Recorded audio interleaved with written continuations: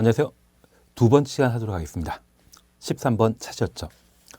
도시군 계획설이란 기반시설 중에 도시군 관리 계획으로 결정된 주총수입니다. 시설을 말한다.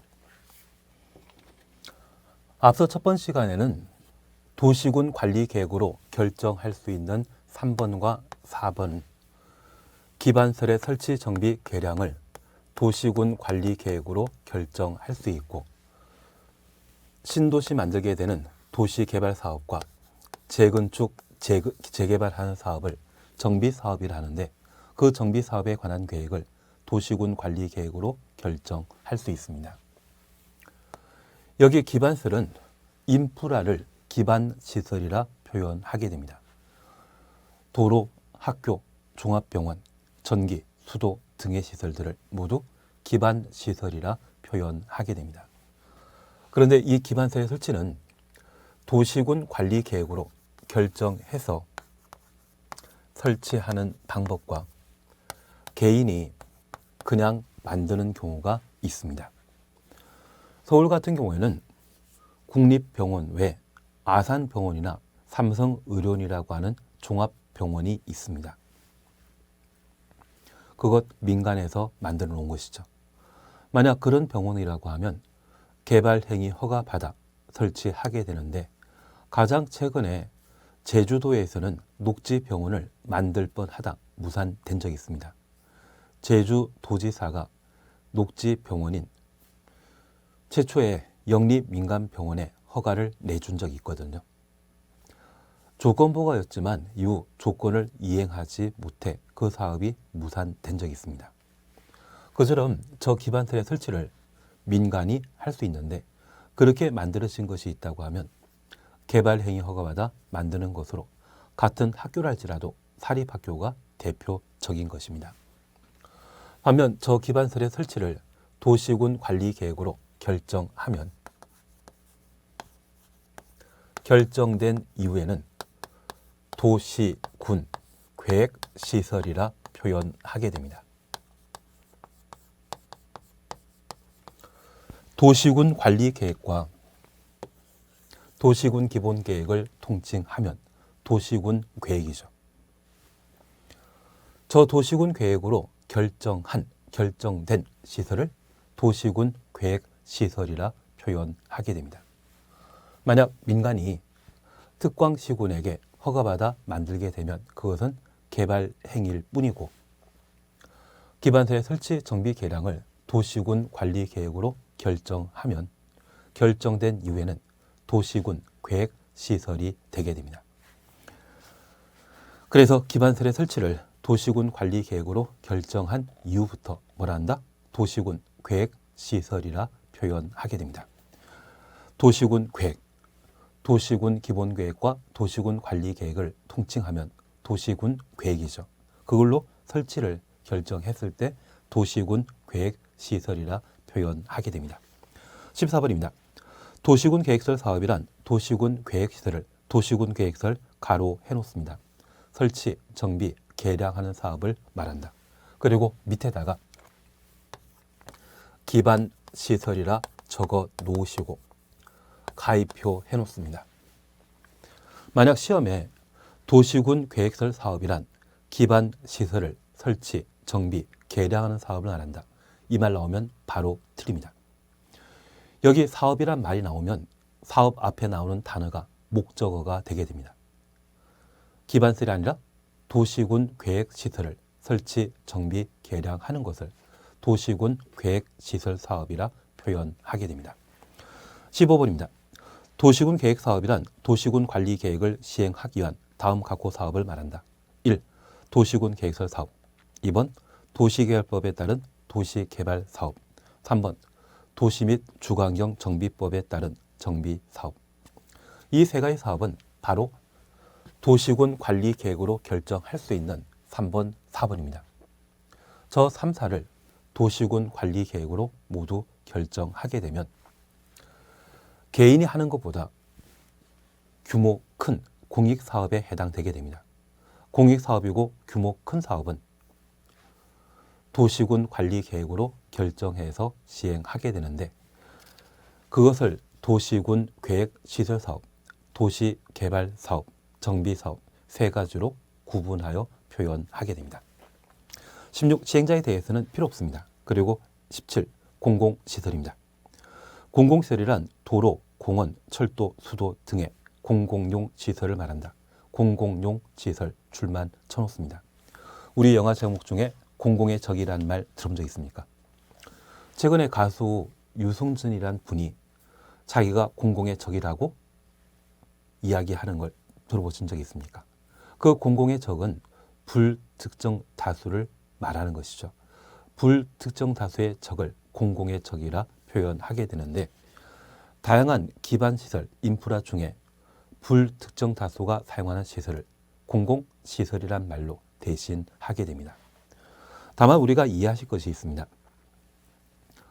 법원이나 검찰청 그리고 정부종합청사에는 아무나 들어가는 거 아니죠. 그러한 시설들은 공공시설이란 말 대신 공용시설이란 말로 대신 표현하게 됩니다. 공용시설은 공적인 용도로 사용할 수 있는 시설을 공용시설이라 하고 공공시설은 불특정 다수가 사용하는 시설을 공공시설이라 표현하게 됩니다. 나는 공공의 적이라는 말 들어본 적이 있다? 그러면 충분할 것 같습니다. 그리고 18번 공동구입니다. 전기, 가스, 수도 등의 공급시설, 통신시설, 하수도 등의 지하 매설물을 지하 매설물 줄쳐 놓습니다. 공동 수용함으로써 미관 개선 등을 위해 지하에 설치하는 시설물을 말한다. 확인되셨습니다. 세종시나 각종 신도시 방문하다 보면 동네 전봇대가 없는 경우가 있습니다. 보통 전봇대에는 통신 설비와 전기 설비를 설치하는 것이 특징인데 이러한 시설 대신 이러한 전봇대 대신 지하에 지하 매설물에 해당되는 전기, 수도, 시설 등을 함께 수용할 수 있도록 터널 비슷한 것을 만들게 됩니다. 그러한 것들을 공동구라 표현하게 되는데 여기 공동구는 지하 매설물을 공동으로 수용하기 위해 설치해 놓은 구멍, 터널을 공동구란 말로 대신하게 됩니다. 그래서 이 공동구는 기반시설 중에 한 종류입니다. 유통공급시설에 해당되는 것으로서 지하 매설물을 공동 수용하기 위해 설치하는 시설물을 공동구라 한다. 그 정도를 확인해 놓습니다. 22페이지에 기반시설 연동제에 관한 사항들을 함께 살펴놓습니다. 19, 20 묶어놓습니다. 개발밀도 관리구역이란 개발로 인하여 개발 동굴에 해놓습니다. 기반시설이 부족할 것으로 예상되나 기반시설 설치하기 곤란한 지역, 기반시설 설치하기 곤란한 지역 가로 해놓습니다. 대상으로 건폐율, 용적률 강화하여 적용하기 위해 정하는 구역을 말한다. 건폐율, 용적률 강화 가로 해놓습니다. 그리고 20번입니다. 기반시설 부담구역이란 개발밀도 관리구역 외 지역으로서 외 지역 줄쳐 놓습니다. 그러면 개발밀도 관리구역과 기반시설 부담구역은 동전의 양면 관계이기 때문에 개발밀도 관리구역이면서 기반시설 부담구역으로 지정하는 것은 곤란하죠. 개발로 인하여 도로 등의 기반시설 설치가 필요한 지역을 대상으로 기반시설 설치하거나 기반시설 설치 가로 해놓습니다. 그에 필요한 용지를 확보하기 위해 지정 고시하는 구역을 말한다. 기반시설 부담구역은 새로운 기반시설의 설치가 가능하다는 이야기죠. 그러면 우리 잠깐 이렇게만 이해해 놓습니다. 22페이지에는 제목에 기반시설 연동제란 말을 우리가 함께 볼 수 있습니다. 그러면 이제 우리가 개발이라는 용어를 이해해 주셔야 되는데 이 개발은 건축물을 건축하는 것을 대표적인 개발이라 표현하게 됩니다. 여기 건축물에 해당되는 것은 아파트에 해당되는 주거용, 그리고 공장에 해당되는 건물, 상가, 백화점 등을 말하게 되는데 우리가 알고 있는 평택에는 삼성전자에서 100조 투자해서 반도체 공장을 만들고 있습니다. 최근 SK 하이닉스에도 용인시 처인구 원산면에 100조 투자해서 반도체 공장 만들겠다 하더라고요. 그 평택 같은 경우는 반도체 공장 건설을 발표하기 전만 하더라도 인구가 한 15만, 16만 정도밖에 안 됐습니다. 그리고 이 반도체 공장 개발 사업이 진척되면서 지금은 인구 50만 정도 돼 있거든요.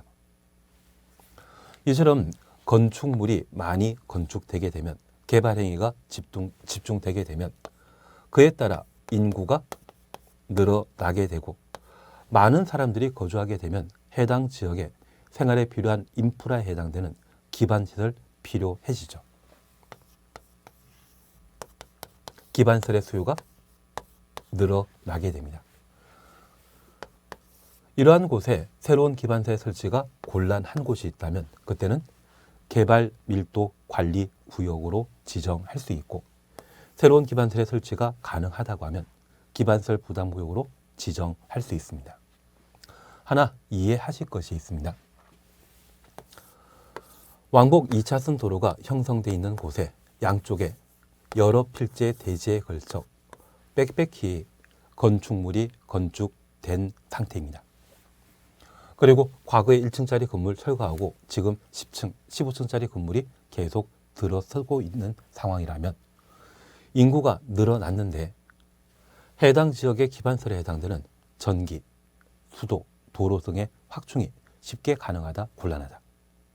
도로 확장하는 것 좀 곤란해지지 않겠습니까? 그리고 요즘 우리나라는 발전소가 많이 만들어져 있고, 그리고 태양광 발전 설비도 많이 설치되어 있는 상태입니다. 그런데 만약 그 발전 설치가 곤란한 지역, 그리고 서울, 경기, 인천 같은 경우는 팔당댐에서 충분한 상수원을 공급받고 있는데 가끔 지방 같은 경우는 가뭄에 수도가 단수 조치되는 경우가 있습니다. 충분한 용수를 확보하기 곤란한데 갑자기 인구가 2배, 3배 늘어나게 되면 시민들을 위한 수도 공급이 곤란해질 수 있죠. 만약 그런 상황이라고 하면 건축물 건축 등의 각종 개발 행위에 대해서는 계속 허용한다, 규제 가할 필요가 있다. 규제 가할 필요가 생기지 않겠습니까? 그래서 건축물의 규모를 좌우하는 건폐율, 용적률을 강화시키는 것이 개발 밀도 관리 구역의 특징이 되게 됩니다. 반면 기반시설 부담 구역의 경우는 새로운 기반시설의 설치가 가능한 곳입니다. 가장 대표적인 것이 세종시입니다. 전 민주당 당대표께서는 서울을 천박한 도시라 했고 세종시를 명품 도시라고 극찬하신 적이 있거든요. 그러면 그런 세종시가 아파트 또는 다양한 건축물 건축하면서 인구가 늘어나고 새로운 신도시이다 보니 증가된 기반시설 수요와 관계된 사항을 해소하기 위한 충분한 기반시설 설치 공간이 마련될 수 있습니다. 이러한 곳이 기반시설 부담 구역인데 다만 이 기반시설 부담 구역에 시민들이 필요로 하는 각종 기반시설에 대해서는 나라에서 직접 만드는 게 원칙입니다. 다만 그런 기반시설 부담 구역에 건축물 건축이 집중되게 되면 인구가 늘어나게 되면 건물의 가치는 가격 상승하게 됩니다. 그 가치가 상승하게 되면 개발 이익이라는 게 발생하게 되고 그 개발 이익으로 자기들이 필요하는 기반시설을 직접 설치할 수 있겠죠. 그러한 곳이 기반시설 부담 구역이 되게 됩니다. 여기 기반시설 부담 구역은 개발 행위 집중으로 인구가 늘어나는 곳으로 기반시설 설치가 충분히 가능한 곳을 기반시설 부담 구역이라 하고 이 기반시설 부담 구역에는 나라에서 필요한 인프라 만들어준다? 개발 이익 얻는 자가 직접 만드는 것이다. 개발 이익 얻는 자가 직접 만드는 것이 기반시설 부담 구역이 되게 됩니다. 다만 이 기반시설 부담 구역에 기반시설 설치 비용이 너무 높게 책정되게 되면 건축물의 분양 가격이 높아질 수밖에 없습니다. 분양가가 높다고 하면 건물을 임대해서 장사하는 분의 경우에도 임대료 높게 지불해야 되는데 세종시 같은 경우는 지금 인구가 35만 넘고 있거든요. 아직 40만 안 됐습니다. 인구가 좀 부족하다 보니 이 세종시 상가들 1층짜리도 가끔 빈 공실로 방치되어 있는 경우가 있더라고요. 기반시설 설치 비용이 워낙 높게 책정되다 보니 임대료가 높아 그런 일들이 발생하는 것 같습니다. 그래서 우리는 개발밀도 관리구역과 기반시설 부담구역 살펴보셨는데 새로운 기반시설 설치가 곤란한 곳이 있다면 개발밀도 관리구역으로 지정할 수 있고 새로운 기반시설의 설치가 충분히 가능하다면 기반시설 부담구역으로 지정할 수 있다. 그렇게만 구분해 놓습니다. 그리고 박스에 심아파트에는 기반시설 부담구역에 설치 필요한 기반시설을 언급하고 있습니다. 1번부터 8번까지 좋은 이야기 있는데 우리 4번 찾으셨죠? 학교 기반시설 부담구역에 설치가 필요한 기반시설인데 가로 속에 대학은 제외한다. 대학 제외 줄쳐 놓습니다. 하나 이해하실 것이 있습니다. 기반시설 부담구역에는 기반 설치 비용을 해당 지역 주민들이 부담하게 되는데 주민들이 부담하여 기반시설 설치했다고 하면 해당 지역 주민들이 사용해야 되죠. 다만 이 대학은 지역 주민들이 직접 이용할 수 있는 게 아닙니다. 사실 이 대학 가셔서 운동장에서 달리기 하는 것, 운동하는 것은 충분히 가능한데 또는 산책 코스로 사용하는 것 충분히 가능한데 이 대학에 입학하는 것은 곤란하죠. 대학은 시험 봐서 들어가는 것이지 지역 주민들이 그냥 들어가는 곳 아니지 않습니까? 만약 지역 주민들이 대학에 그냥 입학할 수 있다고 하면 SS라 해서 서울시 신림동에 있는 학교가 가장 인기 있지 않겠습니까? 그래서 이 대학은 기반시설 부담구역에 설치할 수 있는 대상이 아닙니다. 그래서 만약 오지순다에 기반시설 부담구역에 설치할 수 있는 기반시설 물어보는 것이 있다고 하면 항상 틀린 정답은 대학이 되게 됩니다. 취지 이해되시겠습니까? 그리고 21번입니다. 기반시설 설치 비용. 단독택 등의 대통령령이 정하는 시설의 신축, 증축 줄쳐 놓습니다. 행위로 인하여 유발되는 기반 설치하거나 그에 필요한 용지를 확보하기 위해 부가 징수하는 금액을 말한다. 기반시설 설치 비용은 기반시설 부담구역 내 주민들이 부담하는 재원인데 이러한 기반시설 설치 비용의 부과 대상은 건축물을 신축하거나 증축하는 때 부과하도록 되어 있습니다. 아직 우리는 신축, 증축, 개축, 재축이라는 개념이 제자리 잡기 전이실 겁니다. 그래서 지금은 신축, 증축 행위가 기반시설 설치 비용의 부과 대상이다. 그 정도만 파악해 놓습니다. 나대지에 새로 건물 축조하면 그것을 신축 행위라 하고 1층짜리를 2층 만들게 되면 그때는 증축 행위라 표현하게 될 겁니다. 그래서 기반시설 설치 비용은 건축물을 신축하거나 증축하는 때 부과 대상이다. 그 정도만 확인해 놓습니다. 우리는 용어 정의 파트에서 다양한 내용들을 함께 보셨는데 국토의 계획 및 이용에 관한 법률은 크게 두 가지입니다.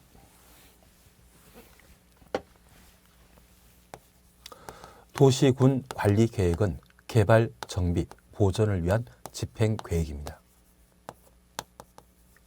그래서 도시군 관리 계획으로 개발, 정비, 보전하게 되면 도시군 관리 계획으로 결정할 수 있는 6개 사항이 있습니다. 1번, 2번은 용도 지역, 용도 지구, 용도 구역, 지정 변경에 관한 계획이고 3번, 4번은 기반시설의 설치, 정비, 개량과 도시개발사업, 정비사업에 관한 계획 5번, 6번은 지구 단위 계획, 입지 규제 제소 구역 계획 이러한 것들을 함께 보셨는데 이러한 것들을 도시군 관리 계획으로 결정함으로써 집행하는 내용을 보게 됩니다. 그리고 개발, 행위, 허가에 관한 사항을 함께 정리하게 됩니다.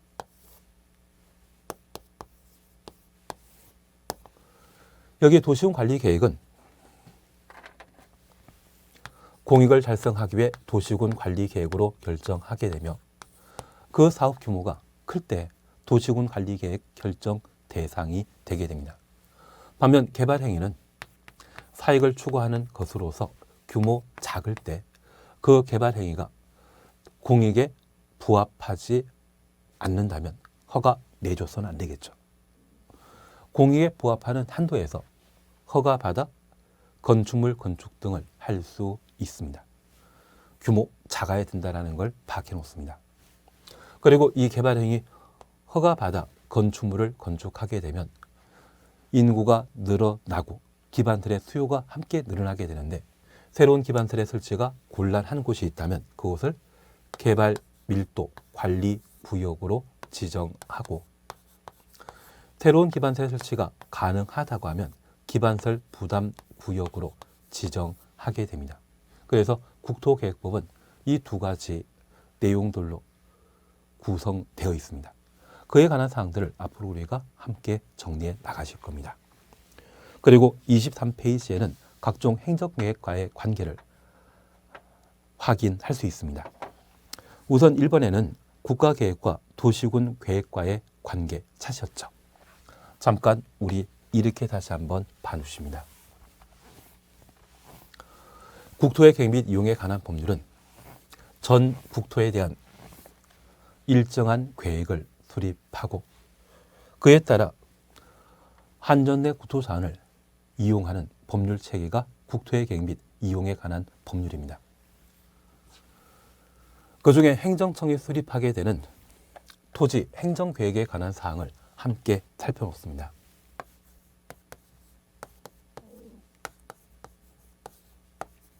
만약 행정청이 경제발전계획을 수립하게 되면 그것은 경제계획이죠.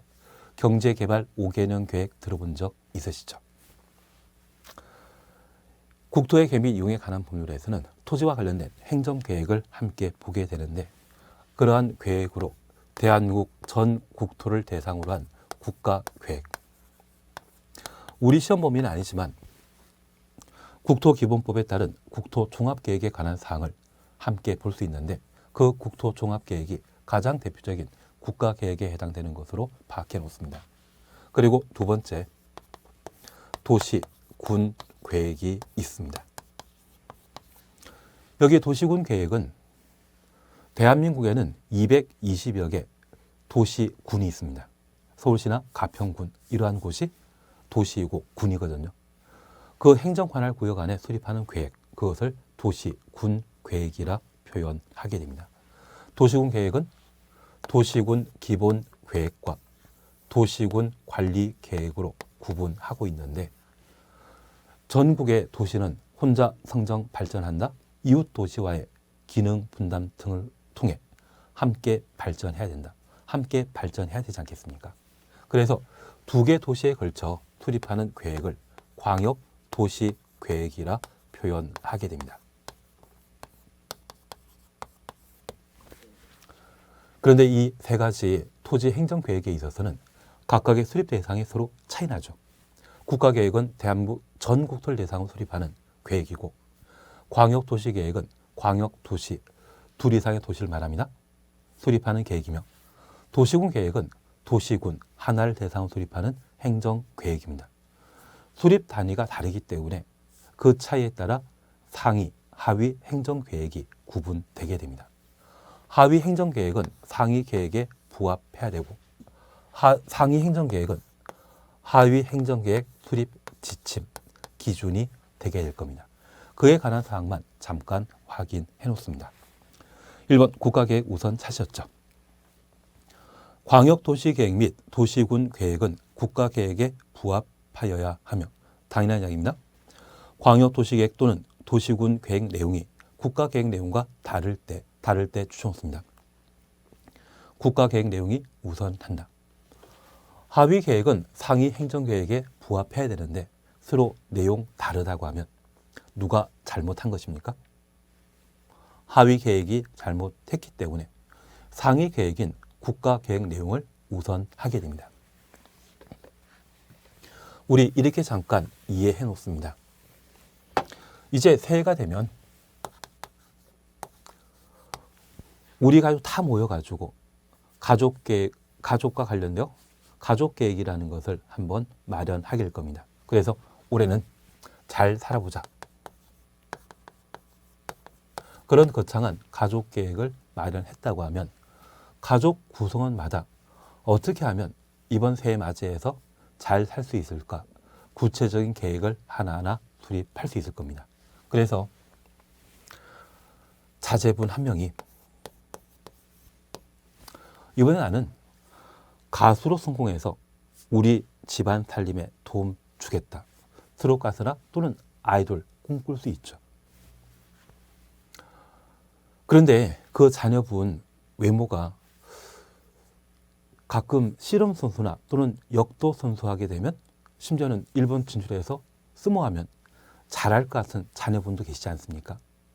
그런 분들이 만약 아이돌 가수 해서 집안 발전시키겠다 그런 꿈을 가지게 된다고 하면 열심히 해보라고 적극 도움을 주셔야 되겠습니까? 말려야 되겠습니까? 모두 자기 적성에 맞는 게 하나씩 있거든요. 그런 적성에 맞는 것 찾아서 어릴 때부터 방향 잡아준다고 하면 진짜 그 자녀분의 성장 발전이나 집안에 큰 도움 될 겁니다. 만약 BTS 같은 자녀분들을 두셨다고 하면 집안 살림 펴지 않겠습니까? 그러면 우리 집안 목표와 동일한 사안인데 자녀분들이 엉뚱한 꿈을 꾸고 있다고 하면 그것 시정할 필요가 있죠. 그래서 하위 계획이 상위 계획과 서로 다르다고 하면 누가 잘못되었다? 하위 계획이 잘못되었기 때문에 상위 계획에 부합해야 된다. 그런 관계 조금 이해되시겠습니까? 2번입니다. 광역도시계획과 도시군 기본계획과의 관계입니다. 광역도시계획 수립되어 있는 지역에 수립하는 도시군 기본계획은 광역도시계획에 부합되어야 하며 도시군 기본계획 내용이 광역도시계획과 다를 때 추정했습니다.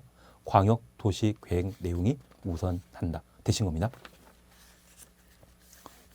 그리고 이제 이걸 잠깐 살펴놓습니다. 우리가 도시군 기본계획 함께 보시면서 도시군 기본계획은 도시군을 뭐라 한다? 특광시군. 도시군은 특광시군입니다. 특광시군의 장기 발전 방향을 제시하는 종합계획으로 도시군 관리계획의 수립에 지침이 되는 계획을 도시군 기본계획이라 표현하게 됩니다. 그래서 이 도시군 기본계획은 분명 도시군 관리계획의 상위 행정계획으로 인정받고 있는데 얘는 장기 발전 방향을 제시하는 행정계획으로 구속력 있다 없다. 인천광역시의 경우는 2040년까지 인구 350만을 만들겠다고 합니다. 그런데 2040년 대본이 인구가 300만 밖에 안 되었다고 하면 그런 터무니없는 꿈을 수립한 인천광역시장을 교도소 보내야 된다? 그냥 놔둬야 된다. 그냥 놔둬야 되죠. 우리 학교 다닐 때 초등학교나 또는 국민학교 때 단짝 친구가 나는 커서 대통령 될 거야. 그 꿈을 가지고 있는 분에게 야단 치셨습니까? 헛된 꿈 꾸지 마라. 꿈 깨라. 그런 이야기 하셨습니까? 그래 한번 열심히 해봐. 그런 꿈을 가지고 있고 그 꿈을 달성하기 위해 하나하나 실천해 나갔다고 하면 그러한 노력 자체가 지금 좀 어느 정도 성공하는 그런 모습 보일 수 있죠. 그래서 이 도시군 기본계획은 꿈에 해당되는 것으로서 아무리 잘못된 꿈이라 할지라도 그 꿈 하나하나는 다 소중하거든요. 그래서 그 꿈을 이루지 못했다고 해서 처벌하거나 야단칠 일이 아닐 겁니다. 여기 도시군 기본계획은 일반 국민에 대한 구속력 없는 행정계획입니다. 반면 도시군 관리계획은 개발, 정비, 보전을 위한 집행계획으로 일반 국민에 대한 구속력 가지거든요. 그러면 개발, 정비, 보전과 관련된 집행계획인 구속력 있는 도시군 관리계획이 도시군 기본계획과 관계없이 엉뚱한 내용을 결정하게 되면 얘는 일단은 효력 발생하죠. 나중에 소송전을 통해 어떻게 처리될지 모르겠지만 이 도시군 기본계획은 도시군 관리계획에 대한 구속력 있다 없다? 없습니다. 그래서 도시군 관리 계획이 기본 계획 내용과 다른 결정하게 되었을 때 일단은 뭐하다? 유효라는 걸 생각해 놓습니다. 그래서 터무니없이 관리 계획은 도시군 기본 계획에 부합해야 된다. 그 내용 서로 달랐을 때 도시군 기본 계획 내용을 우선한다. 이 말 나오면 틀립니다. 반면 광역도시계획과 도시군 기본 계획은 둘 다 구속력 없는 행정계획이기 때문에 서로 내용 다르다고 하면 광역도시계획 내용을 우선하는 게 가능하지만 기본계획과 관리계획은 법적 성격이 서로 다르기 때문에 그 내용 서로 달리했을 때 도시군 기본계획 내용을 우선한다. 이 말 자체가 잘못된 표현이 되게 됩니다. 그런 구분 가능하시겠습니까? 그래서 이 정도를 한번 봐주시는 게 필요했고 24페이지에는 도시군 계획의 법적 지위에 관한 내용 나오는데 이쪽은 크게 신경 쓸 필요 없습니다. 그리고 제4절 도시계획위원회입니다. 도시계획위원회는 중앙도시계획위원회와 지방도시계획위원회로 나누는데 우리 중앙행정청과 지방자치단체 구분되시죠? 국토교통부 산하에 만들어진 도시계획위원회는 중앙도시계획위원회이고 시도, 시군구에 만들어져 있다면 지방도시계획위원회가 되게 됩니다. 그 정도면 충분합니다. 그래서 26페이지까지 그냥 넘어가시면 됩니다. 그리고 제5절에는 눈에 잘 안 보이지만 대한민국 남측 국토가 쭉 열거되어 있습니다. 그냥 한번 살펴보시는 걸로 대신하십니다. 그리고 34페이지에는 제6절 행정조직도에 관한 사항들을 각각 다루고 있는데 우리 중앙행정기관장, 각부 장관을 말합니다. 지방자치단체는 광역단체와 기초단체로 각각 구분하고 있고 특별히 도에 속해 있는 시, 군 중에 인구 50만 이상인 도의 경우에는 대도시라 한다. 그리고 이 대도시에 행정구가 만들어질 수 있는데 이 행정구청장은 우리가 알고 있는 성남시의 분당구청장이거든요. 그 분당구청장은 자치구청장이다, 비자치구청장이다. 비자치구청장으로서 인허가권 없죠.